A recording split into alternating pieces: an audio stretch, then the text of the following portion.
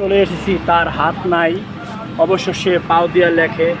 দেখেন লেখাগুলো একটু খেয়াল করে দেখেন। দেখেন দর্শক, দেখি ছোট ভাই, তোমার নাম কি?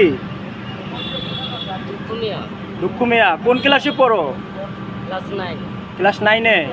তোমার দেশের বাড়ি কোথায়? কুড়িগ্রাম। তোমরা কয় ভাই কয় বোন? 3 ভাই 1 বোন না? তুমি হাত দিয়ে তো লিখতে পারো না না ভাই? দেখেন দর্শক, সেরা পায়ের লেখা কত স্পষ্ট। দেখেন, এরকম একটা লোকের সবাই আপনারা একটু সাহায্য সহযোগিতা করবেন, সাহায্যর হাত বাড়িয়ে দিবেন। তোমার সাথে কে আছে? ডাকো তো তোমার আম্মুকে। খালা, আসসালামু আলাইকুম। এটা আপনার ছেলে? দেশের বাড়ি কোথায়?